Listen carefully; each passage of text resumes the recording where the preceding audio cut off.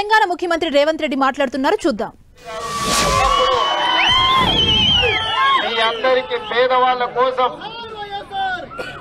పేదవాళ్ళని ఆదుకోవడం కోసం, పేదవాళ్ళు ఆత్మగౌరవంతో బ్రతకాలన్న ఆలోచన కోసం మీరు బాగుండాలి, మీరు ఆత్మగౌరవంతో సమాజంలో తలెత్తుకొని తిరగాలి అని ఈ రాజీవ్ గృహకల్పన నాడు డాక్టర్ వైఎస్ రాజశేఖర రెడ్డి గారు కాంగ్రెస్ ప్రభుత్వంలో ఏర్పాటు చేయడం జరిగింది.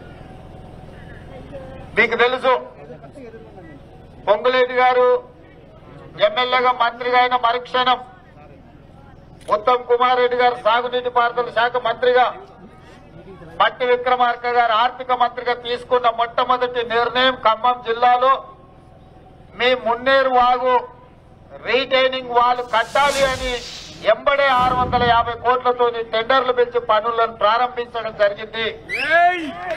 ముందస్తుగానే మీకు రాబోయే ఉపద్రవాన్ని ఆలోచన చేసి ప్రభుత్వం మీకు ఈ వరద నుంచి కాపాడాలి అంటే శాశ్వతంగా ఈ రీటైనింగ్ వాల్ కడితేనే ఎంత వరద వచ్చినా పోలేపల్లి గ్రామంలోకి చుక్క నీరు రాకుండా రీటైనింగ్ వాల్ కట్టినప్పుడే మీకు న్యాయం జరుగుద్ది అని చెప్పి ఆలోచన చేసి వెంటనే టెండర్లు పిలిచి పనులను ప్రారంభించడం జరిగింది. పనులు పూర్తి కాకంటే ముందే మన దురదృష్టం అత్యధికంగా వర్షపాతం దాదాపుగా 40-42 సెంటీమీటర్లు. నాకు తెలిసి పెద్దలతో మాట్లాడుతుంటే 60-70 ఏళ్లలో ఇట్లాంటి వర్షాన్ని ఇంత పెద్ద ఎత్తున 40 సెంటీమీటర్ల వర్షాన్ని మేము చూడలేదని పెద్దలు చెప్పారు. ఇవాళ ప్రకృతి వైపరీత్యం వల్ల, అత్యధిక వర్షం వల్ల పేదవాళ్లు, ముఖ్యంగా రాజీవ్ గృహకల్పలో నివసిస్తున్న ఇక్కడున్న వందలాది కుటుంబాలు ఈరోజు నిజంగా తీవ్రంగా నష్టపోయినాయి. నేను ఇప్పుడే అక్కడ అక్క ఇంట్లోకి పోయి కిందికి పోయి అన్ని నేను చూసిన. పాపం 10 అడుగుల ఎత్తు నీళ్లు వచ్చి సర్వం నీళ్లలో మునిగిపోయింది. కష్టపడి సంపాదించుకొని కూడబెట్టుకొని కొనుక్కున్న ఉప్పు, పప్పు, బియ్యం, మంచినీళ్లు, చిన్న చిన్న తినుబండారాల నుంచి మొదలు పెడితే టీవీ, ఫ్రిడ్జ్, మంచము అన్ని రాత్రిపూట నీళ్లు రావడం వల్ల కనీసం ఆ సామాన్లను కూడా తరలించుకునే వెసులుబాటు అవకాశం లేక ఈ రోజు మీరందరూ తీవ్రంగా నష్టపోయినరు. మొత్తం బురదలో కూరుకుపోయినరు. మీరు చాలా కష్టాలలో ఉన్నారు. పిల్లల సర్టిఫికెట్లు కూడా వచ్చి అయ్యా నా బిడ్డ ఇంజనీరింగ్ చదువుకుంది, బీటెక్ చదువుకుంది, సర్టిఫికెట్లు కూడా నీళ్లలో పోయినాయని కొంతమంది చెప్పారు. ఆధార్ కార్డులు లేకపోతే ఇతర శాశ్వత పత్రాలు కూడా ఇందులో మావి మొత్తం నీళ్లలో తడిసిపోయి ఎందుకు ఉపయోగం లేకుండా పోయినాయని నా దృష్టికి తెచ్చారు. అందుకే ఈరోజు ఈ రాజీవ్ గృహకల్పలో మీకందరికీ నేను మాట ఇవ్వదలుచుకున్నా. బురదలో లేదా వరదలో నానిపోయిన కుటుంబాలకు కలెక్టర్ గారి దగ్గర 5 కోట్ల రూపాయలు అత్యవసరంగా ఆదుకోవడానికి కలెక్టర్ గారి ఖాతాలో 5 కోట్ల రూపాయలు పెట్టినాం. మీకు అందరికీ తినుబండారాలు ఈ వేదిక మీద నుంచి కలెక్టర్ గారికి ఆదేశాలు ఇస్తున్నా. బియ్యము, ఉప్పు, పప్పు, మంచి నూనె, తినుబండారాలు ప్రతి కుటుంబానికి అవసరమైన మేరకు అందివ్వాల్సిందిగా కలెక్టర్ గారికి నేను ఇక్కడి నుంచే ఆదేశాలు ఇస్తున్నా. అదేవిధంగా ఇవాళ ఇండ్లు తడిచిపోయిన వాళ్లకు కనీసం ఇమ్మీడియట్ గా ప్రతి కుటుంబాన్ని గుర్తించి ఒక 10,000 రూపాయలు ఎంబడే వాళ్లకు సహాయంగా అందించమని చెప్పి నేను వేదిక మీద నుంచి కలెక్టర్ గారికి ఆదేశాలు ఇస్తున్నా.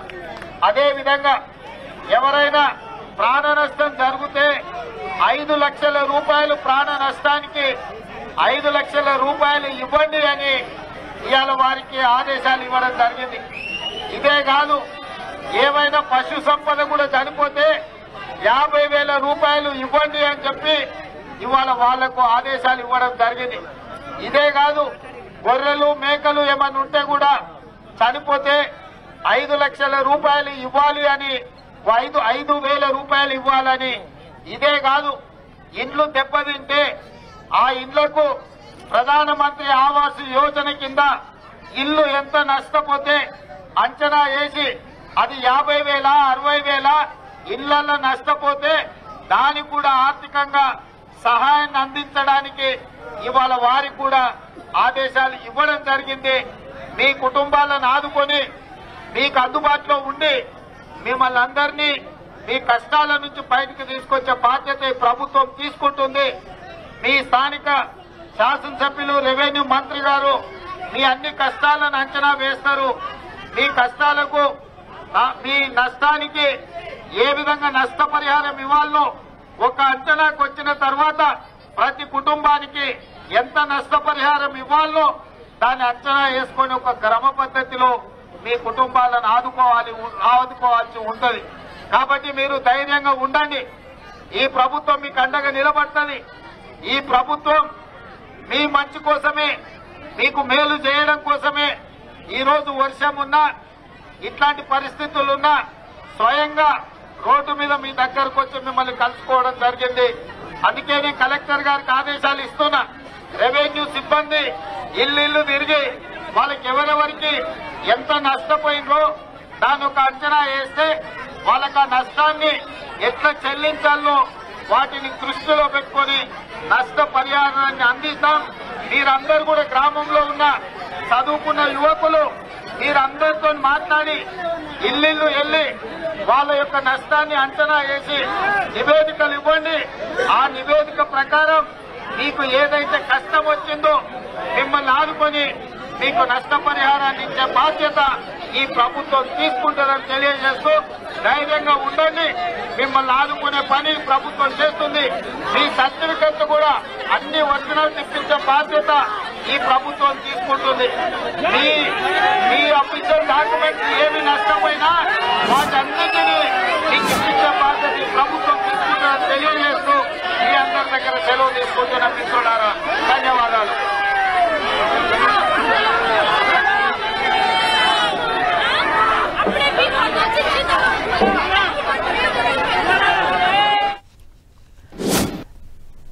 సీఎం రేవంత్ రెడ్డి బాధితులందరికీ భరోసా కల్పించే ప్రయత్నం చేశారు. వరద బాధితులకు నిత్యావసర సరుకులతో పాటు మృతుల కుటుంబాలకి 5 లక్షల ఎక్స్గ్రేషియాను ప్రకటించారు. ఎవరైనా మృతి చెందిన వారికి, అదేవిధంగా పాడి పశువులు నష్టపోతే 50,000 రూపాయల ఆర్థిక సాయంతో పాటు గొర్రెలు మేకలకు 5,000 రూపాయలు సహాయం చేయాలంటూ సీఎం అధికారులను ఆదేశించడం జరిగింది.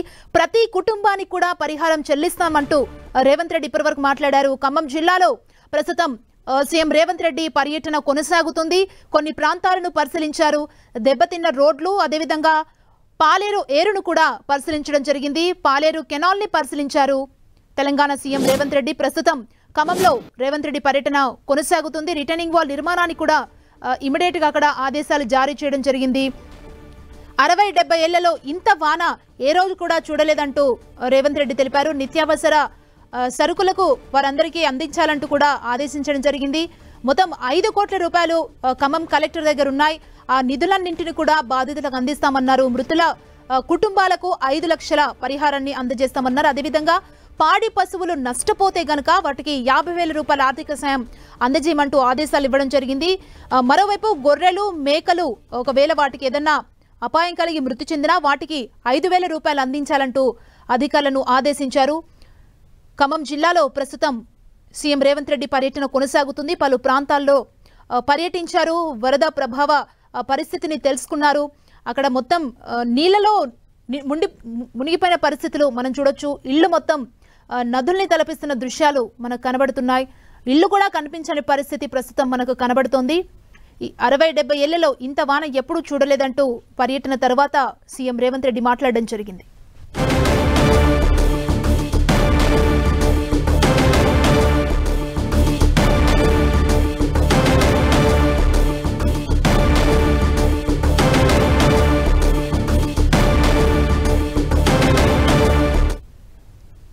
అంతకుముందు సూర్యాపేట జిల్లాలో మంత్రులు అధికారులతో సమీక్ష నిర్వహించారు. జిల్లాలో జరిగిన పంట ఆస్తి నష్టం వివరాలు అడిగి తెలుసుకున్నారు. సాగర్ ఎడమ కాలువ తెగడం వల్ల జరిగిన పంట నష్టంపై ఆరా తీశారు. వరదల సమయంలో అధికారులు నిరంతరం ప్రజలకు అందుబాటులో ఉంటారని సీఎం రేవంత్ రెడ్డి తెలిపారు. మంత్రులు, ప్రజాప్రతినిధులు క్షేత్రస్థాయిలో అందుబాటులో ఉంటారన్నారు. ప్రాణ ఆస్తి నష్టం జరగకుండా చర్యలు తీసుకుంటామని చెప్పారు. ఖమ్మం, నల్గొండ పరిస్థితిపై ప్రధాని మోదీ, అమిత్ షా, రాహుల్ గాంధీకి వివరించి సాయం కోరామని తెలిపారు. జరిగిన నష్టాన్ని పరిశీలించడానికి ప్రధాని మోదీని ఆహ్వానించామని పేర్కొన్నారు. రాష్ట్రంలో 5,000 కోట్ల నష్టం జరిగిందని ప్రాథమికంగా అంచనా వేశామని, తక్షణమే 2,000 కోట్ల ఆర్థిక సాయం కోరామన్నారు. కేంద్ర మంత్రులు కిషన్ రెడ్డి, బండి సంజయ్ రాష్ట్రానికి నిధులు తీసుకొచ్చేందుకు పనిచేయాలన్నారు. రాజకీయాలకు ఇది సమయం కాదని వ్యాఖ్యానించారు సీఎం రేవంత్ రెడ్డి.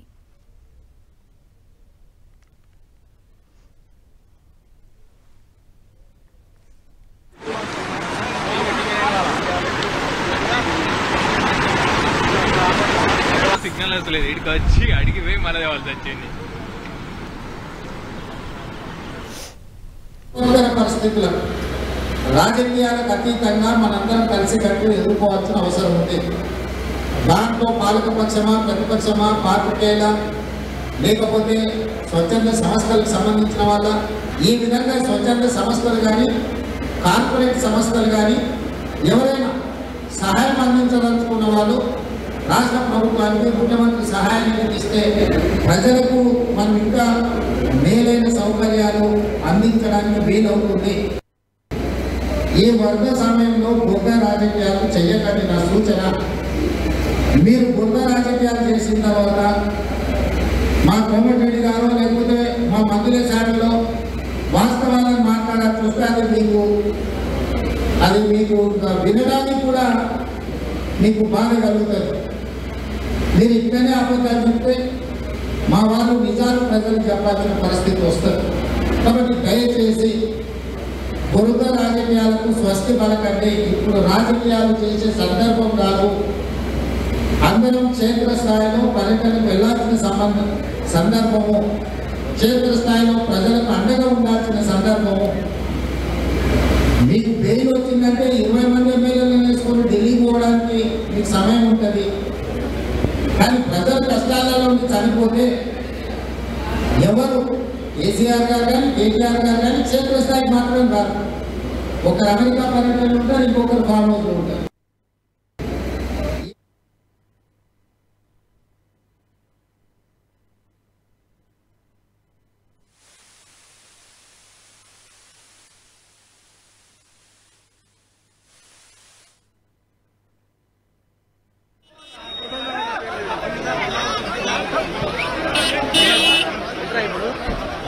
ఇప్పుడు